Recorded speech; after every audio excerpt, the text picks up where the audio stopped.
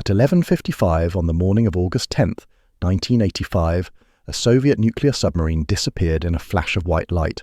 Not at sea, not under enemy fire, but docked at a repair yard on the edge of the Pacific.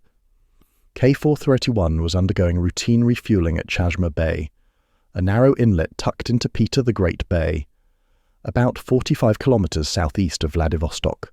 Ship Repair Yard Number 30, also known as Dunay, a sprawling complex of cranes, docks, and concrete slabs where the Soviet Pacific Fleet maintained its nuclear submarines. The crew had been working through the morning shift, lowering fresh uranium fuel rods into one of K-431's two pressurized water reactors. Each reactor produced about 70 megawatts of thermal power, enough to drive the submarine's twin screws at speed. The fuel was enriched to about 20% uranium-235, not weapons grade, but hot enough to sustain a chain reaction. And at exactly 5 minutes before noon, something went catastrophically wrong. The reactor vessel lid was being repositioned, a massive steel cap that sealed the core. It was supposed to be lowered carefully, slowly, with control rods already inserted to keep the reactor subcritical. But a beam intended to limit how far the lid could lift had been mispositioned. The control rods lifted too far, and in an instant the reactor went prompt critical, a runaway chain reaction. 5 times 10 to the 18th fissions in a fraction of a second. The core flashed to unimaginable temperatures.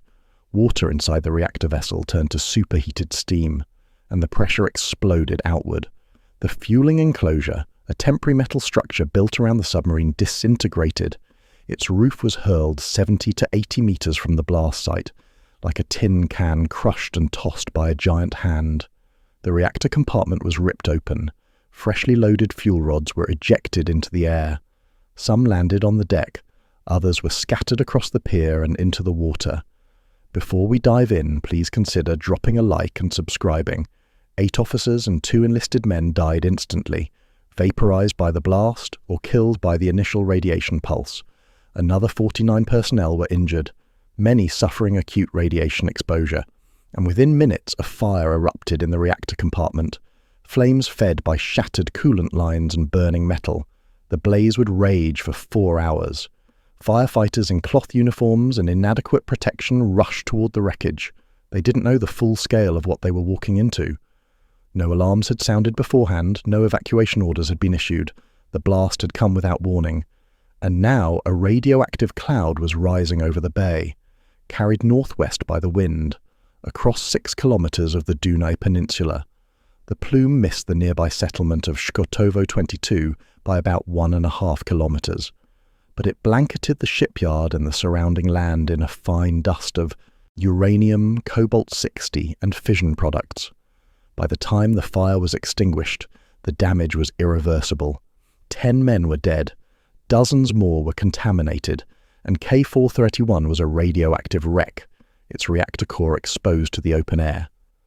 Tons of irradiated debris scattered across the yard and into Chazhma Bay. This was the largest nuclear accident in the history of the Soviet Navy, and for years, almost no one outside the USSR knew it had happened, because the Soviets buried it, literally and figuratively. They censored reports, sealed records, and left the wreckage to rot in silence. But the radiation didn't stay buried, and decades later, the truth began to surface. This is the story of K-431, the reactor blast the Soviets tried to bury. K-431 wasn't supposed to be a disaster waiting to happen. It was an Echo 2 class submarine, Project 675 in Soviet designation, originally commissioned as K-31 on September 30th, 1965. 20 years of service by the time it arrived at Dunay for refueling. Echo 2 submarines were cruise missile platforms, designed to hunt surface ships and strike coastal targets. They carried 8 P-6 missiles in tubes mounted forward of the sail, and they were powered by twin pressurized water reactors. Light water as both coolant and moderator, a proven design, reliable, but only if you followed procedure. Refueling a naval reactor is delicate work. The submarine sits pierside, connected to shore power and onshore support equipment. Service ships like the PM-74 handle the transfer of fresh nuclear fuel. The reactor vessel lid, A heavy, precision-engineered component must be removed. Old fuel assemblies are pulled out, new ones are carefully inserted, and throughout the entire process, control rods must remain inserted deep into the core. To prevent the chain reaction from restarting, it's a process that demands precision, strict protocols, and constant monitoring.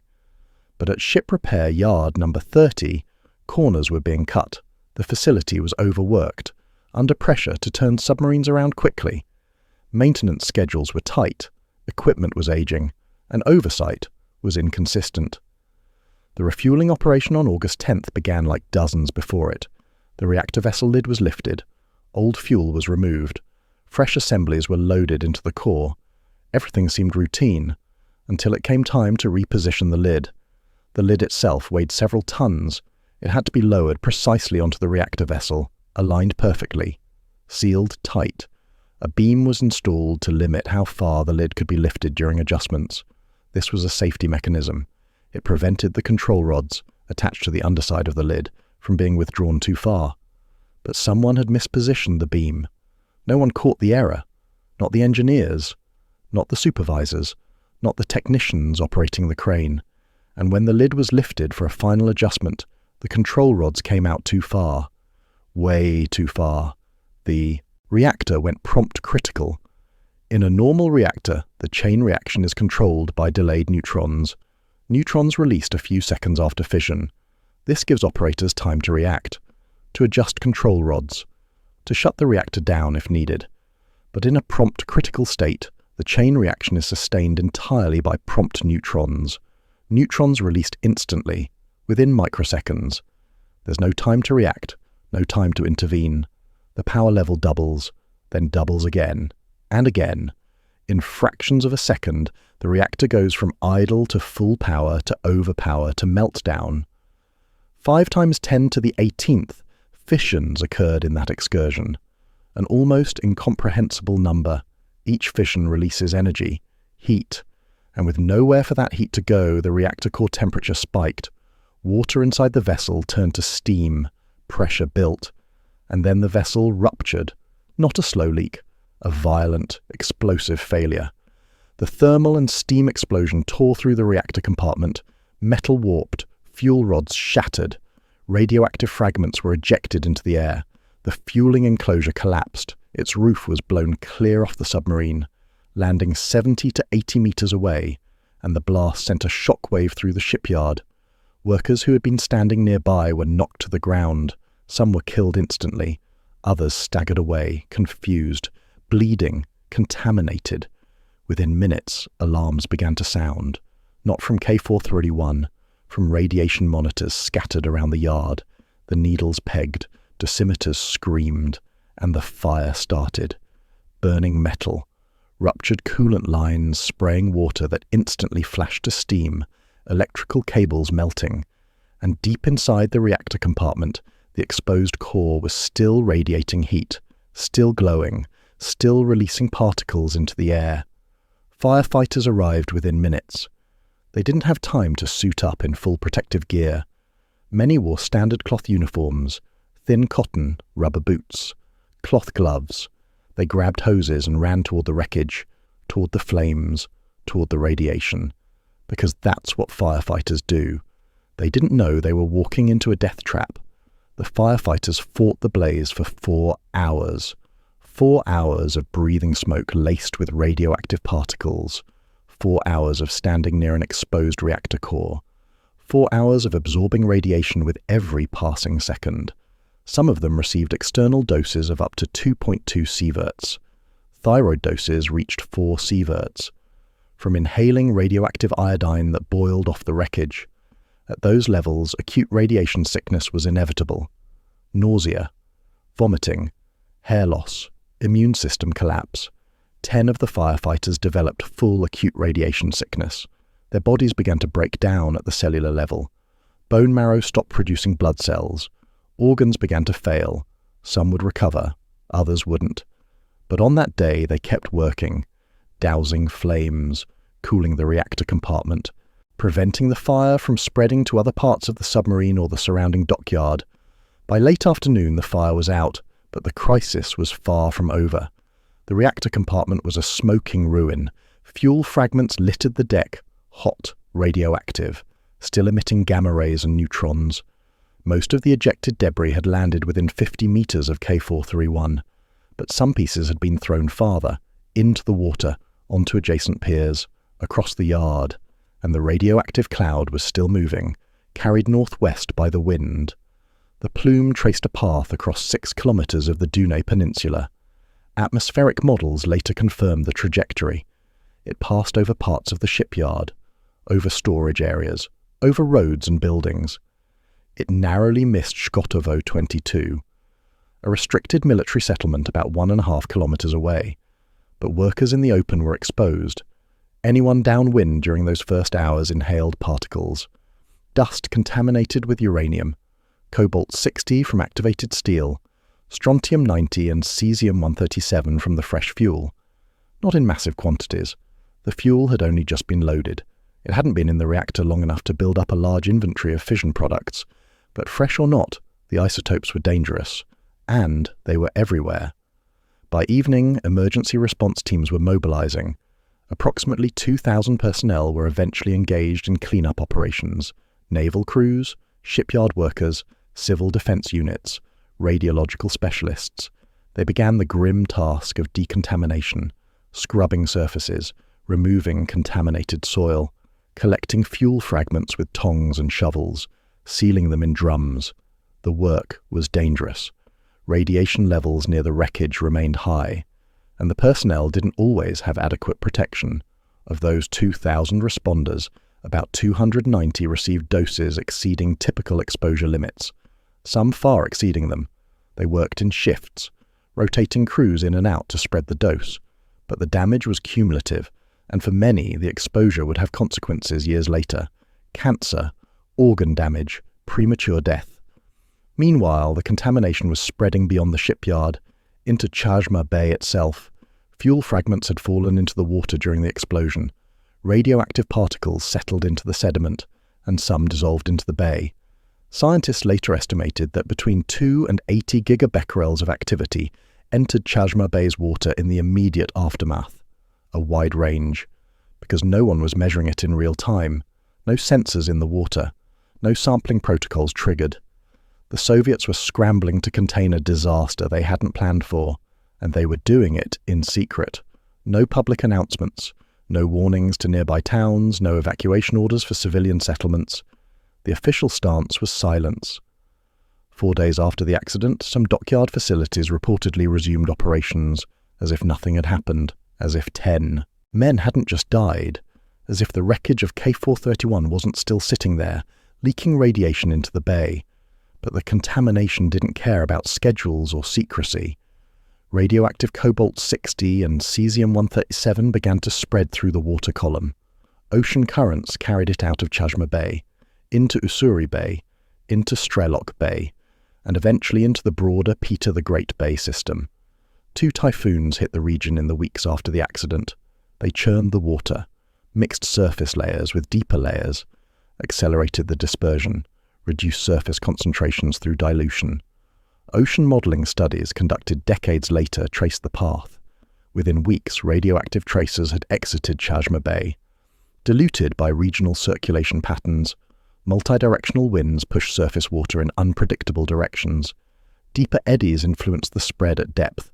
By September, the contamination was dispersed across a much wider area, no longer concentrated, but still present, and settling into the sediments. Hot particles containing stainless steel and cobalt-60 were later identified in sediment samples, uranium-bearing fuel fragments embedded in the bay floor. These weren't evenly distributed. They clustered in localized hotspots, areas where currents had deposited debris, where fragments had sunk and stayed. And those hotspots would remain radioactive for decades. Cobalt-60 has a half-life of about 5 years. Cesium-137, 30 years. Some isotopes would decay relatively quickly, others would persist, and the sediments would hold them. A permanent record of what happened on August 10th, 1985. Before we jump back in, tell us where you're watching from today. And if this story hits you, Make sure you're subscribed so you don't miss the next one. By mid-August, the immediate emergency was over. The fire was out. The wreckage was partially secured, but K-431 was still there, a radioactive hulk tied to the pier, too dangerous to move, too contaminated to repair, and the Soviets had a decision to make.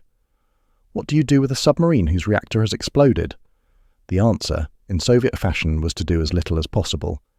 K-431 couldn't stay at ship repair yard number 30 forever, but it couldn't be dismantled immediately either.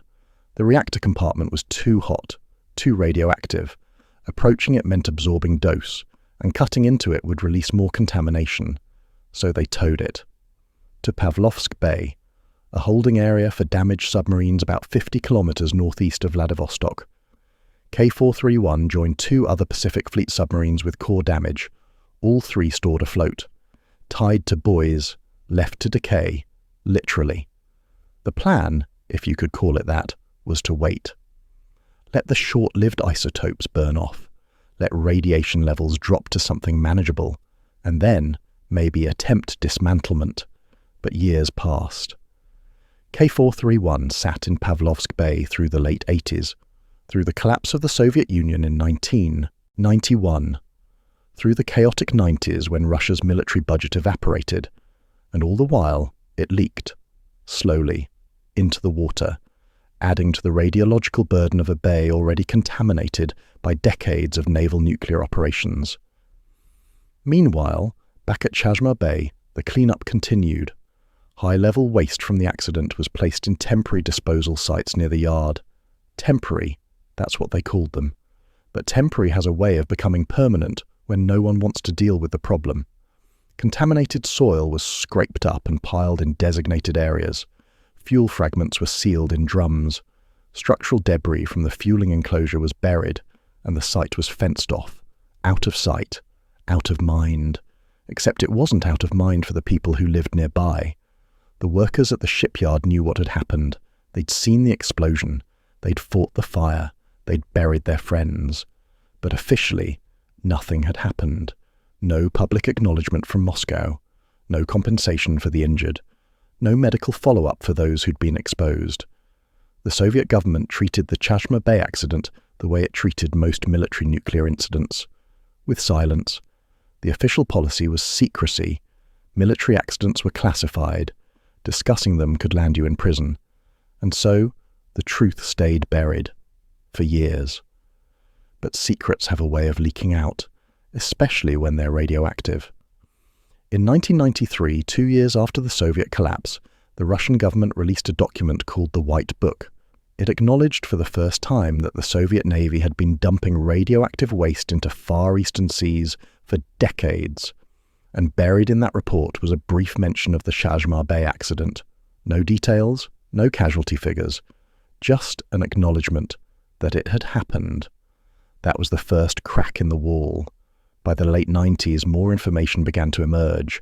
Western researchers, environmental organizations, Norwegian NGO Bellona published reports on Soviet submarine accidents. They interviewed former naval personnel, reviewed declassified documents, pieced together what had happened. Bellona claimed that 6 million curies, roughly 222 petabecquerels, had been released to the atmosphere on August 10, 1985. A staggering figure. If true, it would make Chazhma Bay comparable to some of the worst nuclear accidents in history. But that claim was contested. Peer-reviewed analyses published in the early 2000s pushed back. They emphasized that the contamination was localized, far below the scale of Chernobyl, which had occurred just 8 months after Chazhma Bay on April 26, 1986.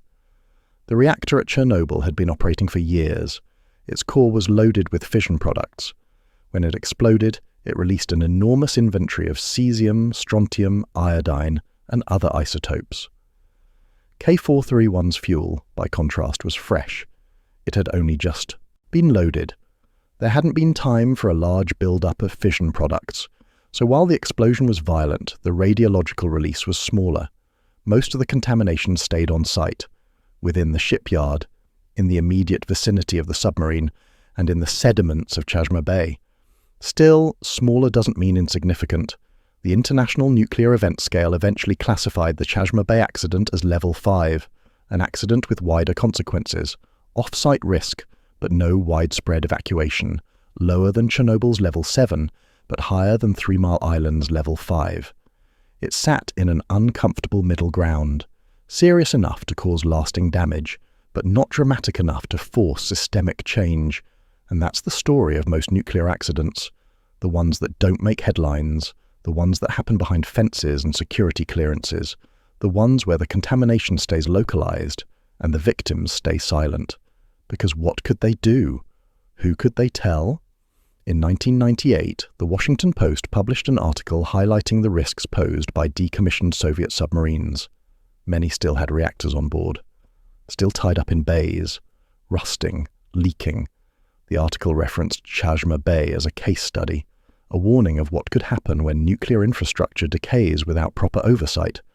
But warnings don't fund cleanups. And cleanups cost money that post-Soviet Russia didn't have. So K-431 stayed in Pavlovsk Bay, waiting until July 2010, 25 years after the accident, when it was finally delivered for dismantlement. Russian naval sources reported that utilization work had begun. The reactor compartment would be cut out, sealed in a containment structure, transported to long-term storage. It was a slow process, expensive, dangerous, but it was progress, of a sort. By then, the immediate radiological threat had faded. Cobalt-60 had decayed, cesium levels had dropped, the wreckage was no longer glowing, but the legacy remained. In the sediments of Chazhma Bay, in the medical records of the firefighters and cleanup crews, in the soil of the Dunay Peninsula, and in the collective memory of a disaster the Soviets tried to bury.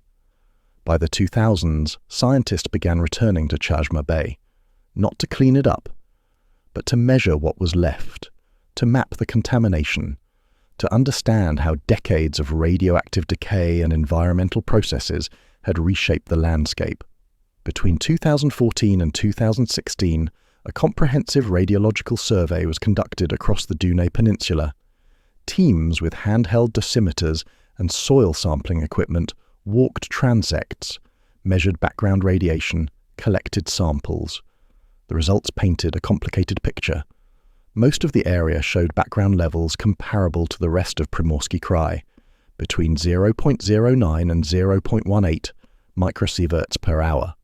Normal, unremarkable, but within the supervision area, the zone immediately surrounding ship repair yard number 30, there were traces, hotspots, small pockets where radiation levels spiked.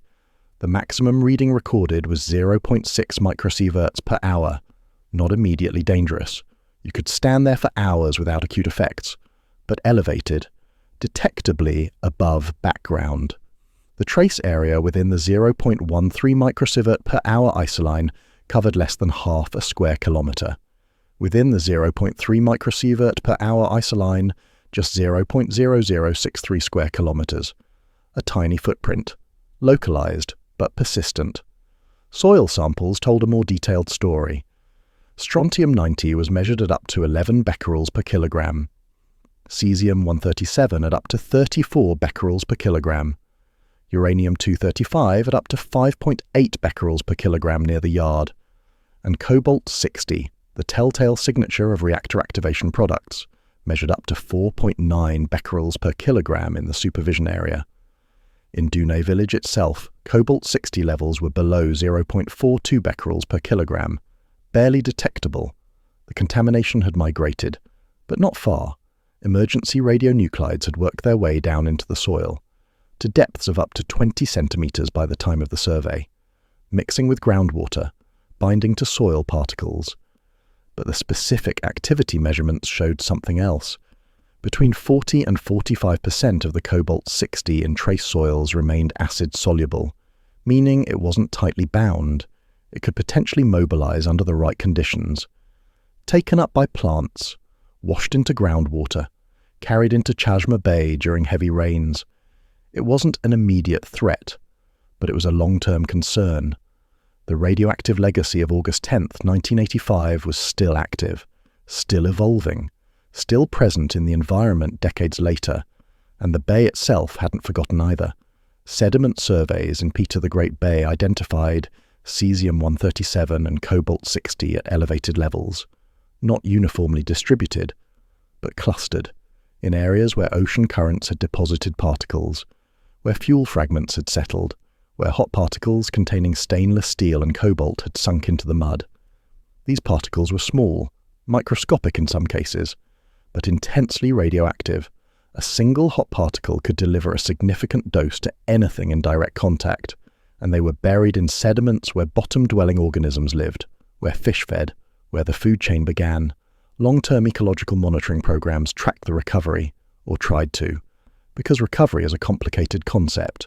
Fish populations had returned, algae bloomed again, the visible signs of life were back. But the baseline had shifted. Species composition had changed. Some native species took years to return in measurable numbers. Sterlet, wild carp, others never fully recovered, and the ecosystem had become more fragile, more vulnerable to future shocks, because Chazhma Bay wasn't the only source of contamination in Peter the Great Bay.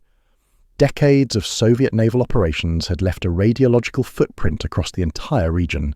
Reactor compartments dumped at sea, liquid waste discharged from shore facilities, fuel handling accidents, all of it accumulated, all of it contributed to the background burden, and all of it made the bay a sink for anthropogenic radionuclides, a place where human-made isotopes collected, persisted, and cycled through the environment. By the late 2000s, both Romania and Hungary, wrong disaster. By the late 2000s, both Russian and regional authorities claimed there was no significant residual contamination, that cesium and cobalt levels had returned to within regulatory limits, that the site was safe. But environmental groups pushed back. Bellona, Greenpeace, academic researchers. They pointed out that within limits didn't mean harmless. It just meant no longer illegal, and regulatory limits are political constructs. They change, they're negotiated, they balance risk against economic and political realities. They don't reflect ecological health, or long-term population exposure, or the cumulative burden of multiple contamination events. The surveys also revealed practical challenges. Continued runoff from temporary waste sites, legacy dumping from other naval facilities, all of it complicated attribution. Which isotopes came from K-431? Which came from other submarines? Which came from shore-based reactors or fuel handling operations? It was impossible to separate. The contamination had layered, mixed, become part of the regional radiological signature. And that made accountability even harder. Because if you can't prove which accident caused which contamination, no one is responsible for any of it. Meanwhile, the people who'd been there on August 10th, 1985 were aging, dying. The firefighters, the cleanup crews, the shipyard workers. Some developed cancers, leukemia, thyroid disease. Others suffered organ damage, immune disorders. By 1998, 205 individuals had been certified for benefits as victims of the accident, a bureaucratic acknowledgement of exposure. But long-term epidemiological data for the surrounding civilian population remained sparse, or non-existent, because tracking health outcomes requires records, baseline data, long-term follow-up, and the Soviets hadn't kept those records, or if they had, they'd classified them, so the full human cost of Chazhma Bay remains unknown, unmeasured, hidden in the medical histories of people who lived downwind, who drank water from contaminated wells, who ate fish from the bay, who never knew they'd been exposed. That's the invisible toll of accidents like this, the cancers that appear 20 years later, the genetic damage passed to children, the chronic illnesses that can't be definitively linked to a single event, but cluster in populations, in patterns, in ways that suggest cause even when proof is impossible. And so the Chazhma Bay accident became a case study, not just in nuclear safety, but in secrecy, in institutional failure, in the gap between official narratives and lived reality. It showed what happens when a government prioritizes image over accountability, when a military prioritizes secrecy over safety, when cleanup is deferred, monitoring is inadequate, and victims are ignored. Chazhma Bay wasn't Chernobyl. It didn't spread fallout across Europe. It didn't force the evacuation of entire cities. But it didn't have to, because its damage was localized, concentrated, absorbed by a small number of people in a remote corner of the Soviet Union, where no one was watching and no one could speak. The Chazhma Bay accident sits in an uncomfortable place in nuclear history, too small to be remembered like Chernobyl, too hidden to spark the outrage of Fukushima, but too significant to be dismissed as a minor incident. It's been called the Chernobyl of the Far East, but that label is contested, debated, because quantitative comparisons show the releases were orders of magnitude lower. Chernobyl ejected massive quantities of cesium, strontium and iodine across an entire continent. Chazhma Bay's contamination stayed mostly within 50 meters of the submarine. The plume traveled 6 kilometers, not 600. The sediments hold hotspots, not exclusion zones, but the label sticks, not because of the scale, but because of what it represents. Another reactor accident the Soviets tried to hide, another community exposed without warning, another cleanup conducted in secret, another generation of workers sacrificed to contain a disaster that never should have happened. And the accident revealed something deeper: the systemic vulnerabilities of Soviet naval nuclear infrastructure. K-431 wasn't an outlier, it was a symptom. By the late 1990s, dozens of decommissioned submarines sat rusting in far eastern bays. Many still had fuel on board, reactors that had never been defueled, compartments sealed but corroding. The Washington Post article in 1998 laid it bare. The Soviet Navy had built a massive nuclear fleet, but it had never built the infrastructure to safely decommission it. No dry docks large enough, no processing facilities for spent fuel, no long-term storage for reactor compartments. So the submarines sat, and waited, and leaked. Chazhma Bay was a warning, but warnings only matter if someone listens. And for years, no one did, because the Soviet Union collapsed. Russia inherited the problem, but not the budget. Naval spending evaporated, environmental remediation became a luxury, and the submarines kept sitting. It wasn't until international pressure mounted in the 2000s that serious dismantlement efforts began. Norway provided funding, the European Union contributed. Japan invested in cleanup projects, not out of generosity, but out of self-interest, because radioactive contamination doesn't respect borders. Peter the Great Bay opens into the Sea of Japan. Ocean currents carry water south, toward Japanese fishing grounds, toward Korean waters. A major release wouldn't stay in Russia, and so Chazhma Bay became a case study for international cooperation, for cross-border environmental monitoring, for the slow, expensive process of cleaning up Cold War nuclear legacy sites. By 2010, K-431 was finally being dismantled. The reactor compartment was cut out, sealed in a protective casing, moved to a storage facility designed to contain it for decades, maybe centuries, until someone figures out what to do with it permanently. The dismantlement was hailed as progress. And it was, but it took 25 years, a quarter century between accident and action, and K-431 was just one submarine. Dozens more remain, some still afloat, some already sunk, all contributing to the radiological burden of Russia's Far Eastern waters. The legacy of Chazhma Bay isn't just about one accident. It's about infrastructure, oversight, accountability. It's about what happens when complex technology is operated without adequate safety margins, when refueling procedures are rushed, when warning systems are ignored, when a mispositioned beam and a moment of inattention can trigger a chain reaction.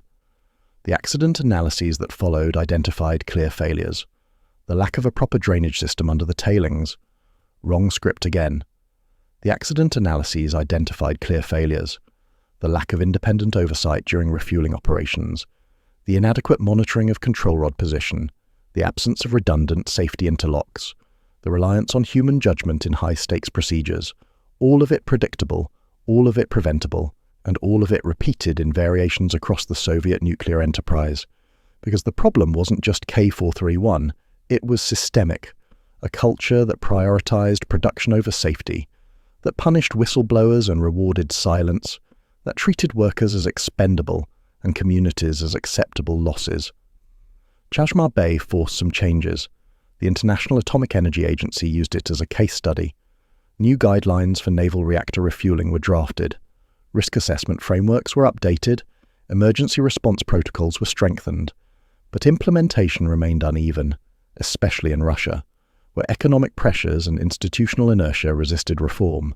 And so, the risk persists, not just in Russia, but anywhere aging nuclear infrastructure operates without sufficient oversight, anywhere refueling is conducted pierside, anywhere budgets are tight and maintenance is deferred.